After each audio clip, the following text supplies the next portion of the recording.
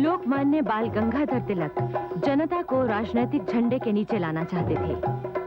उन्होंने ये समझ लिया था कि राजनीतिक उद्देश्यों के लिए जन आंदोलन का कितना महत्व है।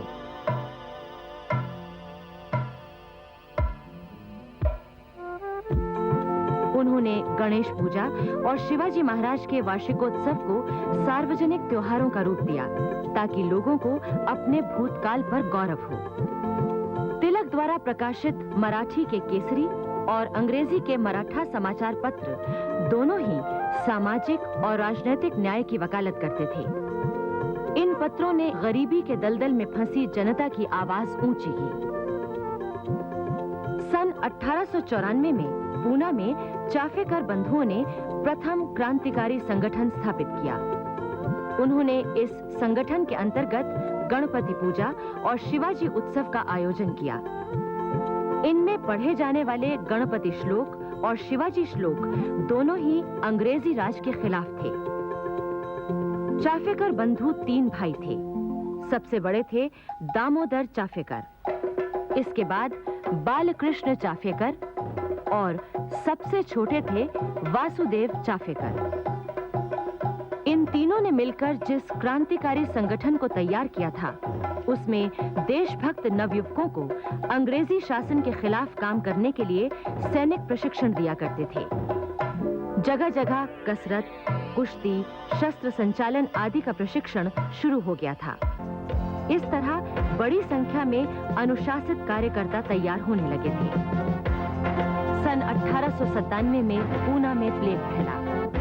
सरकार की ओर से नियुक्त मिस्टर रैंड ने रोगियों को खोजने के बहाने घर घर की तलाशी शुरू कर दी। कुछ घरों में राजनीतिक बातों संबंधी कागजात भी मिले। मिस्टर रैंड ने इन तलाशियों के नाम पर जनता पर अत्याचार शुरू कर दिया। इससे लोग परेशान हो उठे। लोकमान्य तिलक ने इन तलाशियों का विरोध करते हुए कहा कि ये सब हमारे राष्ट्र की आत्मा को कुचलने के लिए किया जा रहा है। 22 जून 1897 को महारानी विक्टोरिया का 60वां राज्याभिषेक दिवस मनाया गया। पूना में भी खूब धूमधाम थी। खूब रोशनी हुई, आतिशबाजी छूटी और ब्रिटिश अफसर खूब नाचे और झूमे। रात को घर लौटते हुए मिस्टर रैंड और उनके साथी लेफ्टिनेंट आर्यस्ट पर अचानक गोली चली। हत्यारे भाग निकले। इस घटना से सारे भारत की ब्रिटिश सत्ता चौंक उठी थी कि क्या फिर से क्रांति होने वाली है। चाफेकर बंधुओं ने न सिर्फ इन हत्याओं को कबूल किया, बल्कि ये भी माना कि हमने महारानी विक्टोरिया की मूर्ति पर कोलतार भी पोता है। उन्होंने कहा, हमें खुशी है कि हमारे माथे पर विद्रोह का टीका लगा है। चाफेकर बंधुओं पर मिस्टर रैंड और लेफ्टिनेंट आर्यस्ट की हत्या के लिए मुकदमा चलाया गया और तीनों भाइयों को मृत्यु दंड दिया गया। पूना की यरवदा जेल में दामोदर चाफेकर को 18 अप्रैल 1898 को, वासुदेव चाफेकर को 8 मई 1899 को और बालकृष्ण चाफेकर को 12 मई 1899 को फांसी दी गई। अब अंग्रेज लोकमान्य तिलक की ओर मुड़े। उन पर यह अभियोग लगाया गया कि 15 जून के केसरी में आपने जो लेख लिखा था वो भड़काने वाला था और इसी कारण चाफेकर बंधुओं ने मिस्टर रैंड और मिस्टर आर्यस्ट की हत्या की। आप चूंकि क्रांति भड़काते हैं, इसलिए आपको 6 साल कैद की सजा दी जाती है। लोकमान्य तिलक की सजा के खिलाफ देश भर में आंदोलन शुरू हो गए। लोगों में क्रांति की आग सुलग उठी। लोग त्याग और बलिदान के लिए चल पड़े। महाराष्ट्र के प्रसिद्ध क्रांतिकारी विनायक दामोदर सावरकर इस समय किशोरावस्था में थे। उन्होंने चाफेकर बंधुओं के बलिदान से प्रेरित होकर प्रतिज्ञा की थी, मैं भारत माता की गुलामी की जंजीरें तोड़ने के लिए अपना पूरा जीवन समर्पित करता हूँ। विनायक दामोदर सावरकर ने लोकमान्य तिलक के विचारों से प्रभावित होकर मित्र मेला नामक संस्था की स्थापना की। विदेशी वस्त्रों की होली जलाई और स्वदेशी आंदोलन को बढ़ाया। सावरकर ने युवकों को संगठित करके उन्हें हथियारों से लैस होने का आह्वान किया। उनकी इस सशस्त्र क्रांति की पुकार ने मद्रास और बंगाल तक क्रांति की ज्वालाएं भड़का दी। इन्हीं दिनों स्वामी विवेकानंद देश के नवयुवकों में अपने राष्ट्र के अतीत के प्रति गौरव और आत्मसम्मान की भावना जगाने में जुटे हुए थे। स्वामी विवेकानंद अपने गुरु रामकृष्ण परमहंस के मानवतावाद के प्रचारक थे। उन्होंने रामकृष्ण परमहंस के उपदेशों से भारतीय परंपरा की महानता को समझा था। विदेश यात्रा के बाद जब वो 1897 में भारत वापस आए तो उन्होंने पाश्चात्य संस्कृति की श्रेष्ठता को चुनौती दी और कहा कि हम उनसे कहीं अधिक ऊंचे हैं। उन्होंने देश के नवयुवकों से कहा, तगड़े बनो, मर्द बनो, तुम ऐसे कर्म को अपनाओ जो हम में आस्था पैदा करे, राष्ट्रीय आत्मसम्मान पैदा करे और गरीबों को भोजन तथा शिक्षा दिलाने के साथ साथ पीड़ितों का कष्ट दूर करने का समर्थन करे। हे वीर, तू साहस कर, गर्वित हो कि तू भारतीय है और बड़े गर्व के साथ ये कहे कि मैं भारतीय हूं और हर एक भारतीय मेरा भाई है। भारत भूमि मेरे लिए सर्वोच्च स्वर्ग है। भारत की भलाई मेरी भलाई है। कांग्रेस का 11वां अधिवेशन सन 1895 में हुआ था। इसकी अध्यक्षता सुरेंद्रनाथ बैनर्जी ने की थी। सुरेंद्रनाथ बैनर्जी ने इस अधिवेशन में 2.5 घंटे तक भाषण दिया था। अब तक के कांग्रेस अधिवेशनों में सबसे लंबा भाषण यही था। सन 1898 में लॉर्ड कर्जन भारत का वॉयसरॉय बनकर आया। लॉर्ड कर्जन एक बेहद महत्वाकांक्षी, घमंडी, हठी और तुनक मिजाज व्यक्ति था। वो दूसरों की सलाह की परवाह नहीं करता था। अपने आप को वो हमेशा सही समझता था और अपने मातहतों की भावनाओं को निर्दयता से कुचलने में जरा भी संकोच नहीं करता था। लॉर्ड कर्जन नहीं चाहता था कि भारतीय राष्ट्रीय कांग्रेस एक ताकत के रूप में उभरकर ब्रिटिश साम्राज्य के लिए खतरा बने। इंग्लैंड में भारतीय मामलों के मंत्री मिस्टर हैमिल्टन से उसने कहा था, मेरी एक महत्वाकांक्षा ये है कि मैं कांग्रेस के शांतिपूर्वक निधन में सहायक बनूं। और जॉर्ज हैमिल्टन ने लॉर्ड कर्जन को शाबाशी देते हुए कहा था, अगर 1-2 साल में कांग्रेस पूरी तरह लड़खड़ा जाती है तो उसके लोभ का श्रेय तुम्हें ही मिलेगा। कर्जन ने अपने मंसूबों को पूरा करने के लिए पहला मोहरा शिक्षित मध्यम वर्ग को बनाया, जिससे उसका राजनीतिक प्रभाव खत्म हो सके। ऐसे लोगों में बंगाल का प्रबुद्ध वर्ग सबसे आगे था। इसके लिए उसने उन्हें अलग थलग करने की योजना बनाई, जो बाद में बंग भंग के नाम से जानी गई। बंग भंग यानी बंगाल का विभाजन ऊपरी तौर पर इसलिए किया जाना था कि बंगाल प्रांत बहुत बड़ा है और प्रशासन ठीक तरह से नहीं चल पाता, लेकिन उसका वास्तविक उद्देश्य ये था कि उस समुदाय की राजनीतिक एकता को छिन्न भिन्न कर दो जो सरकार के खिलाफ देश को नेतृत्व प्रदान कर रहा है। बंग भंग की योजना दिसंबर 1903 में प्रकाशित हुई तो उसके खिलाफ देश भर में आवाज उठी। अखबारों ने उसकी निंदा की और प्रस्ताव का विरोध किया। लॉर्ड कर्जन ने 18 फरवरी 1904 को बंग भंग के खिलाफ उठ रहे जनता के प्रचार का जवाब देने के लिए पूर्वी बंगाल के चटगांव, ढाका और मेमनसिंह जिलों का दौरा किया।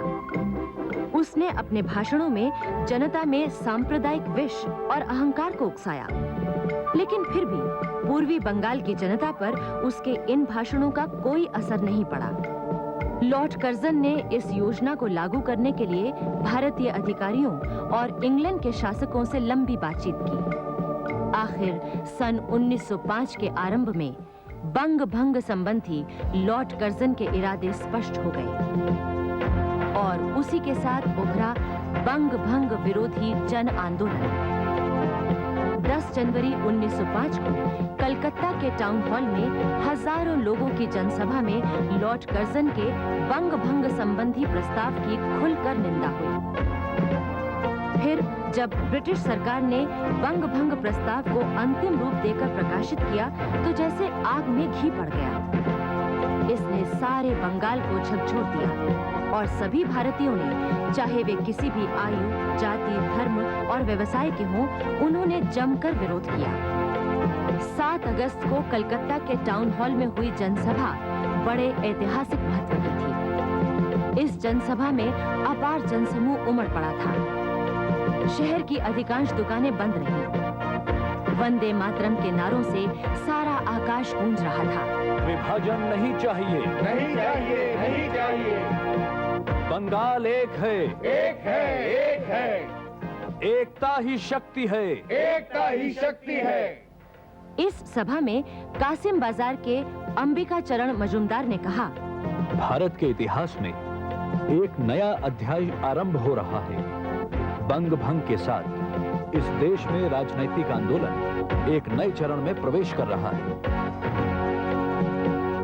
शीघ्र ही बंग भंग विरोधी आंदोलन बंगाल की सीमाओं से बाहर फैल गया। उत्तर प्रदेश, पंजाब, महाराष्ट्र और तमाम अन्य भागों में नई जागृति आ गई। लोगों ने बड़े जोश से स्वदेशी और बॉयकॉट संबंधी प्रस्तावों को स्वीकार किया। 28 सितंबर को महालय के दिन कलकत्ता के काली घाट मंदिर में धूमधाम से विशेष पूजा का आयोजन किया गया। पूजा के बाद भक्तों ने सामूहिक रूप से मां काली के सामने प्रतिज्ञा की, जहां तक संभव होगा मैं विदेशी वस्तुओं का इस्तेमाल नहीं करूंगा। ये प्रतिज्ञा पूरे बंगाल के काली मंदिरों में दोहराई गई। आखिर 16 अक्टूबर 1905 को वो काला दिन आया जब विभाजन लागू हुआ और बेकफील्ड फुलर ने नए प्रांत के गवर्नर का पद संभाला। इस दिन को बंगाल में पवित्र संकल्प और गहरे शोक का दिन माना गया। सवेरा होते ही झुंड के झुंड लोग नंगे पांव गंगा घाटों की ओर बढ़ने लगे। वे भजन और राष्ट्रगान गा रहे थे और वंदे मातरम के नारे लगा रहे थे। लोगों ने गंगा में डुबकी लगाई और एक दूसरे को बंधुत्व का प्रतीक राखी बांधी। उस दिन सभी ने उपवास किया। किसी भी घर में चूल्हा नहीं जला। तीसरे पहर लोग फेडरेशन हॉल की नींव रखने के समारोह के लिए एकत्र हुए। इस हॉल को समस्त बंगालियों की एकता के प्रतीक स्वरूप बनाने का निश्चय किया गया था। बंग भंग के विरोध में एक राष्ट्रीय कोष खोला गया था, जिसमें उसी दिन 70,000 रुपए इकट्ठा हो गए थे। समारोह में सुप्रसिद्ध न्यायविद और शिक्षा शास्त्री गुरुदास बैनर्जी, प्रमुख चिकित्सक नील रतन सरकार के साथ साथ बंगाल के शेर सुरेंद्रनाथ बैनर्जी, अमृत बाजार पत्रिका के संपादक मोतीलाल घोष और कवि रविंद्रनाथ ठाकुर आदि बंगाल के सभी प्रमुख नेता मौजूद थे। भवन के शिलान्यास से पहले अंग्रेजी में लिखी घोषणा का बांग्ला अनुवाद रविंद्रनाथ ठाकुर ने पढ़ा था, जिसका आशय था, बंग राष्ट्र के सार्वजनिक विरोध के उपरांत भी सरकार ने बंगाल का विभाजन कर दिया है। इसलिए हम शपथ लेते हैं और घोषणा करते हैं कि हम बंग भंग के कारण पैदा होने वाली बुराइयों को दूर करने के लिए यथाशक्ति जो हो सकेगा वो सब कुछ अवश्य करेंगे और अपने राष्ट्र की एकता को आंच नहीं आने देंगे। इसके बाद बंग भंग विरोधी आंदोलन बड़ी तेजी से चला। शीघ्र ही इसका रचनात्मक रूप तैयार किया गया, जिसके अंतर्गत स्वदेशी, बॉयकॉट और राष्ट्रीय शिक्षा तथा स्वराज्य के लक्ष्य की ओर बढ़ने की इच्छा को शामिल किया गया था। पूरे बंगाल में वंदे मातरम के उद्घोष के साथ जुलूस निकलने लगे। सरकार ने वंदे मातरम पर प्रतिबंध लगा दिया। 22 साल में पुलिस की कड़ी निगरानी में प्रांतीय राजनीतिक सम्मेलन का जुलूस शांत और निहत्था था। लोग धीमे धीमे कवि रजनीकांत का ये गीत गुनगुना रहे थे। इसका आशय ये था कि माँ के दिए हुए मोटे कपड़े को सिर झुकाकर स्वीकार करो। तुम्हारी माँ दीन दुखी है, इससे अधिक उसके वश की बात नहीं है। जुलूस में शामिल लोगों की बाहों पर वंदे मातरम के बिल्ले लगे हुए थे। आखिर थोड़ी दूर जाने के बाद पुलिस ने जुलूस पर आक्रमण कर दिया। लोगों पर पुलिस की लाठियां बरसने लगीं। खुमार से तिल मिलाकर एक लड़के ने वंदे मातरम कहा तो पुलिस ने उसे तालाब में फेंक दिया। पुलिस ने उस समय इतने जुल्म किए कि सारे देश में उसकी निंदा हुई। पुलिस के दमन के बावजूद भी बारीसाल में सम्मेलन हुआ और सुरेंद्रनाथ बैनर्जी ने अपनी ओजस्वी वाणी में जनसमूह को संबोधित किया, किंतु बाद में उन्हें गिरफ्तार कर लिया गया और उन पर जुर्माना किया गया। लोकमान्य बाल गंगाधर तिलक इस समय जेल से छूटकर आ गए थे। उन्होंने केसरी में आपात स्थिति आ गई है शीर्षक लेख में बंगाल विभाजन के विरोध और बहिष्कार के पक्ष में जमकर प्रचार शुरू कर दिया। उन्होंने कहा, समय आ गया है कि स्वराज की मांग की जाए। टुकड़े टुकड़े सुधारों में काम नहीं चलने वाला। पंजाब में आर्य समाज ने स्वदेशी के सिद्धांत का प्रचार करने में बहुत बड़ी भूमिका निभाई। आर्य समाज के प्रचारक लोगों को स्वदेशी वस्तुओं का प्रयोग करने के लिए प्रेरणा देते हुए गांव-गांव घूमे। उत्तर प्रदेश में भी आंदोलन फैला और स्वदेशी का प्रचार सभी जिलों में होने लगा। जगह-जगह सभाएं हुई और स्वदेशी स्टोर खोले गए। इसके साथ ही दक्षिण भारत में ये आंदोलन फैला और वहां के अनेक जिले प्रभावित हुए। इधर कांग्रेस में 2 दल हो गए थे और स्वतंत्र रूप से कार्य करने लगे थे। गरम दल के नेता थे लोकमान्य तिलक और नरम दल के नेता थे गोपाल कृष्ण गोखले, सुरेंद्रनाथ बैनर्जी आदि। तिलक का प्रभाव कांग्रेस में बराबर बढ़ रहा था। वो राष्ट्रीय नेता बन चुके थे। नरम दल वाले जानते थे कि यदि इस समय कांग्रेस के अध्यक्ष का चुनाव कराया तो तिलक भारी संख्या से जीत जाएंगे। इसलिए कलकत्ता में जब कांग्रेस का 22वां अधिवेशन हुआ तो उसके अध्यक्ष दादा भाई नौरोजी बनाए गए। इस अधिवेशन में 1600 से अधिक प्रतिनिधियों ने भाग लिया था। इस बार जनता ने बड़े उत्साह से इसमें भाग लिया था। इस तरह बंग भंग के खिलाफ छेड़े गए आंदोलन ने जनता में ब्रिटिश सरकार विरोधी भावनाओं को बड़ी तेजी से बढ़ाया और चारों ओर असंतोष की लहर छा गई।